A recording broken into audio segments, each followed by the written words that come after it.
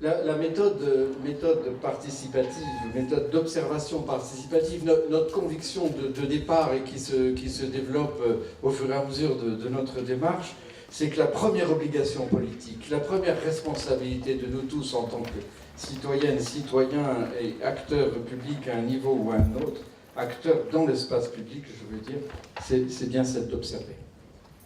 Observer pourquoi? Pour écouter, pour entendre, pour regarder, pour examiner où sont ces savoirs souffrants que j'évoquais hier. Souffrants, pas au sens de pathologie, mais souffrants de dire on doit faire plus que ce qu'on fait maintenant, en gros. Et donc il faut les observer, il faut les recueillir, il faut, passez-moi le mot, il est vilain mais il est puissant, il faut les capitaliser. Ouais. Il est vilain mais il est puissant, pourquoi? Parce qu'on a besoin d'une tête. Et une tête, elle ne vient pas d'en haut. Elle vient en démocratie, elle vient de cette intelligence participative où le savoir naît, où le savoir se naît en croisant ses regards, en se corrigeant mutuellement. Et on a besoin, c'est bien un capital culturel. Pourquoi? Parce que c'est du savoir qui prend forme, qui a une forme de démonstration et qui est notre véritable richesse, qui est notre véritable ressource dans ce sens-là. Et c'est de la richesse de ce capital culturel, c'est-à-dire de ce capital de savoir où c'est pas simplement une doctrine, mais c'est précisément plein de voix qui s'expriment et plein d'enjeux qui s'expriment dans ces voix. C'est ça qui fait notre puissance réelle après dans le travail. Alors si vous prenez ces deux petits schémas, juste pour faire bref, et essayer d'aller au cœur du sujet, page 36 et page 37, je pense essentiellement celui de page 37. Qu'est-ce que c'est qu'un observatoire? J'aime bien prendre l'expression du conservatoire au sens du conservatoire de musique. Au sens où un conservatoire de musique, c'est évidemment pas du tout quelque chose de figé, mais c'est un endroit où le feu s'entretient et se transmet, et donc où on fait un mixte entre la conservation d'un savoir et de ses instruments et de ses documents de toutes sortes, et en même temps, évidemment, l'apprentissage, la transmission et la création, l'expérimentation ensemble. Donc cette notion de conservatoire des savoirs, il faut être tous des conservateurs au sens où on va les recueillir.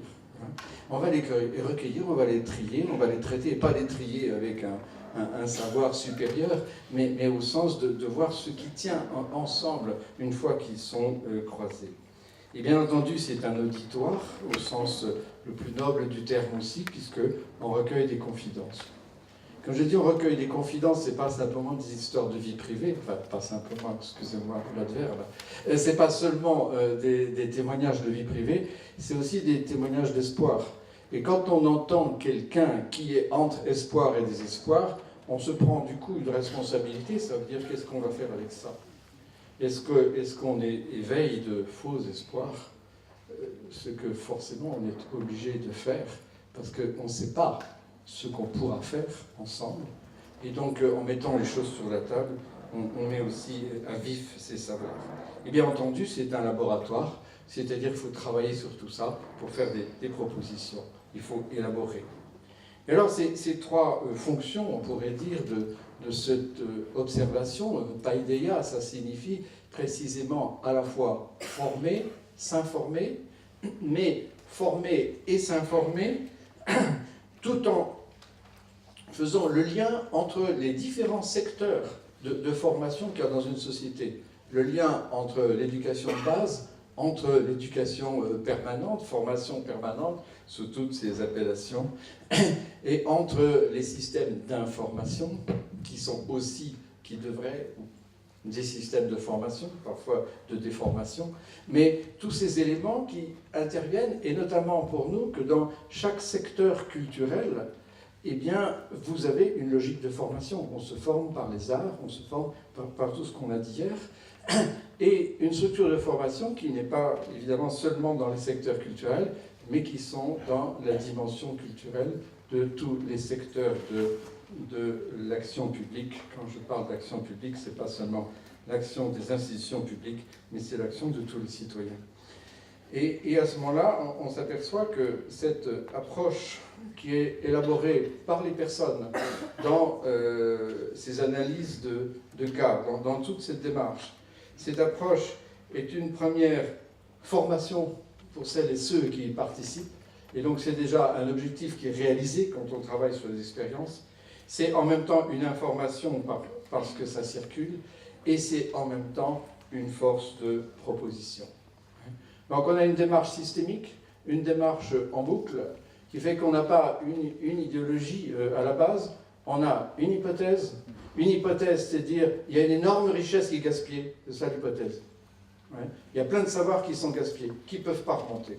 Ça, c'est notre hypothèse. Elle est puissante et elle se révèle au fur et à mesure. Et pour le reste, c'est ouvert. Et pour le reste, ça doit rester ouvert. Y compris le vocabulaire utilisé. On brouillonne, si vous passez l'expression, tous ensemble. C'est ça ? Et vous pouvez remarquer, évidemment, dans cette brochure qui est pleine de témoignages, il y a un vocabulaire assez varié. Hein. Ce n'est pas une école qui se crée au sens un peu scolastique du terme. C'est bien une école de citoyenneté qui se fait, mais on ne sait pas quels sont les résultats de l'aventure. On a des résultats maintenant, certains sont présentés ici, on en a d'autres en approche, qui sont là, et puis on espère qu'il y aura évidemment beaucoup d'autres. Voilà. Mais c'est plutôt tache d'huile, c'est plutôt infusion, c'est plutôt une connexion. Notre approche, c'est de dire, s'il y a tellement de savoirs qui sont gaspillés, de ressources humaines qui sont gaspillées, et aussi, les ressources humaines, c'est aussi des ressources économiques, puisqu'il faut financer les ressources humaines, dans tous les sens du terme.